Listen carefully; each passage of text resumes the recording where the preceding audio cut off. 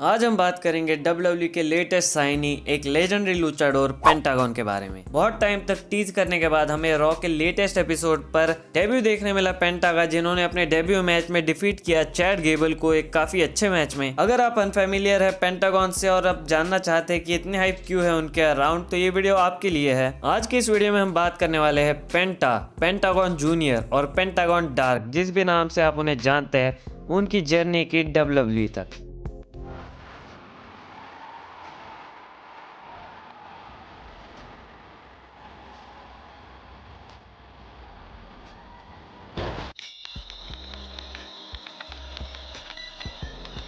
वैसे उनका real name तो अननोन है, बट अपने पूरे करियर में मोस्ट ऑफ द पार्ट उन्होंने रेसलिंग करी है पेंटागन जूनियर के नाम के अंडर। पेंटा का जन्म 5 फरवरी 1985 को हुआ था वेरा क्रूज मैक्सिको में। इनके बारे में ज्यादा कुछ पर्सनल इन्फॉर्मेशन तो नहीं अवेलेबल है, पर इनके एक छोटे भाई भी है जिन्हें आप रे फिनिक्स के नाम से जानते होंगे। पेंटागन और फिनिक्स की जोड़ी सिर्फ मैक्सिको की नहीं बट पूरे प्रो रेसलिंग वर्ल्ड में one of the best teams में से एक है। इस टीम ने काफी सारे प्रमोशंस के टैग टाइटल्स अपने नाम किए हैं। पेंटागन के प्रोफेशनल रेसलिंग करियर की शुरुआत 2004 में हुई थी, जहां उनके पहले कैरेक्टर का नाम जाइयस था। उन्हें ट्रेन किया है एक लेजेंडरी लुचाडोर अपाचे ने। वैसे उन्हें अपनी पहली टाइटल विक्ट्री 2009 में मिली थी एक मास्क वर्सेस टाइटल मैच में, जहां उन्होंने WCW इंटरकॉन्टिनेंटल चैंपियनशिप अपने नाम की थी। और एक इंटरेस्टिंग बात, अपने 20+ ईयर्स के करियर में उन्होंने कभी भी विदाउट मास्क रेसलिंग नहीं की है।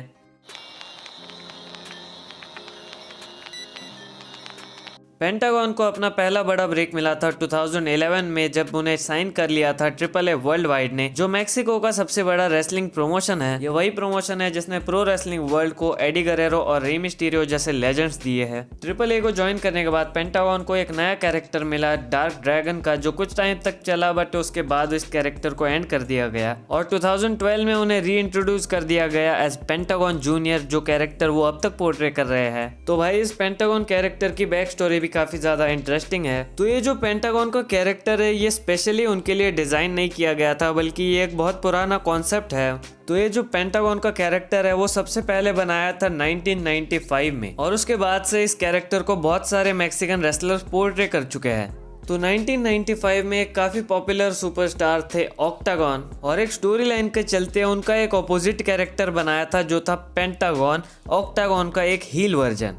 उस टाइम पे ये ऑक्टागन वर्सेस पेंटागन की फ्यूड काफी अच्छी चली थी। वैसे ये जो पेंटागन का कैरेक्टर है वो स्पेसिफिकली इस फ्यूड के लिए बनाया था, बट क्राउड में ये कैरेक्टर काफी ज्यादा ओवर हो गया था।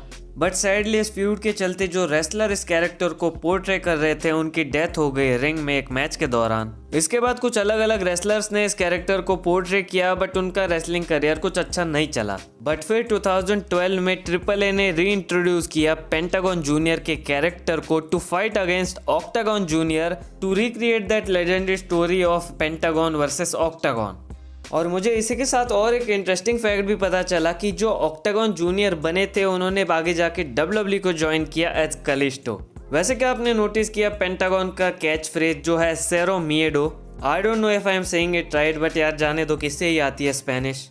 तो ये जो कैच फ्रेज है उसका मतलब है जीरो फियर, और इस कैच फ्रेज को भी एक स्पेसिफिक रीजन के लिए रखा गया। बट जैसा कि मैंने आपको बताया, ये जो पेंटा है, इससे पहले कुछ सुपरस्टार्स ने पेंटागन जूनियर के कैरेक्टर को पोर्ट्रे किया। उनका करियर कुछ अच्छा नहीं चल पाया, किसी की डेथ हुई तो किसी का कुछ और प्रॉब्लम हुआ, और इसी के चलते ये जो कैरेक्टर था इससे ही कर्स मानने लग गए लोग। बट पेंटा इस बात में नहीं मानते और उन्होंने इस कैरेक्टर के लिए एग्री किया, और ये जो कैच फ्रेज है नो फियर का, वो इस कर्स को फाइट करने के लिए ही रखा गया है। –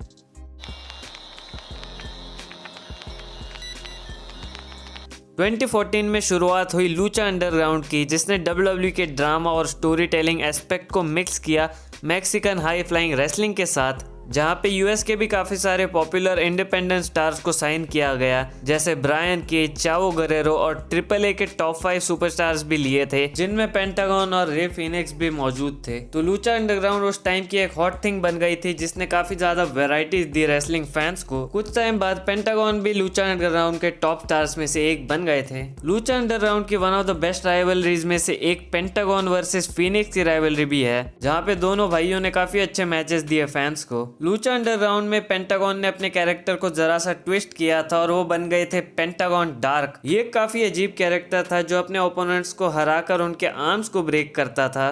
As a sacrifice to his unknown master. सिर्फ एक कैरेक्टर ही नहीं बट इस शो में और भी चीजें थी जो काफी ज्यादा अजीब थी। चलो जाने दो, ये तो अपने आप में ये काफी बड़ा टॉपिक है जिसके बारे में हम कभी और बात करेंगे। हम टॉपिक पे आते हैं अपने पेंटागन के। तो 2018 में पेंटागन को अपनी पहली वर्ल्ड टाइटल विक्ट्री मिली आफ्टर डिफीटिंग प्रिंस प्यूमा एक लूजर मस्ट रिटायर मैच में। वैसे आप अगर नहीं जानते तो प्रिंस प्यूमा कोई और नहीं बट रिकोशे है, जिन्हें इस मैच को हारने के बाद रिटायर होना पड़ा लूचा अंडरग्राउंड से। और इसका रीजन ये था क्योंकि इसी टाइम पे WWE ने साइन किया था रिकोशे को। वैसे यार देख रहे हो क्या क्रेजी टाइम लाइन है। उस टाइम पे WWE ने साइन किया रिकोशे को, इस वजह से पेंटागन वर्ल्ड चैंपियन बन पाए। और आज 2025 में रिकोशे WWE छोड़ के जा चुके हैं और WWE ने साइन किया है पेंटागन को।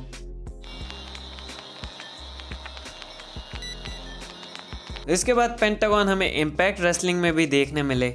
पेंटागन का TNA डेब्यू एक impact wrestling versus Lucha underground event पर हुआ था 2018 में, एक ट्रिपल थ्रेट मैच में अगेंस्ट फीनिक्स और उस टाइम के TNA world champion Austin Aries के अगेंस्ट। इसी के कुछ टाइम बाद पेंटागन ने TNA वर्ल्ड चैंपियनशिप और you can say impact wrestling world championship भी अपने नाम की। और इसी के साथ वो पहले इम्पैक्ट रेसलिंग वर्ल्ड चैंपियन बने जो एक मास सुपरस्टार था।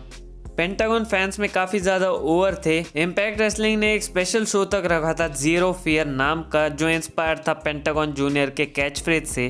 2018 में इम्पैक्ट रेसलिंग से हमें one of the best feud भी देखने मिली थी पेंटागन जूनियर की अगेंस्ट सैमी कैलेहन। इस फ्यूड का एंड स्लैमिवर्सरी पेपर ऊपर हुआ था एक मास्क वर्सेस हेयर मैच में, जहां विक्टोरियस थे पेंटागन जूनियर। इसी मैच को ईयर एंड अवार्ड भी मिला था मैच ऑफ द ईयर का।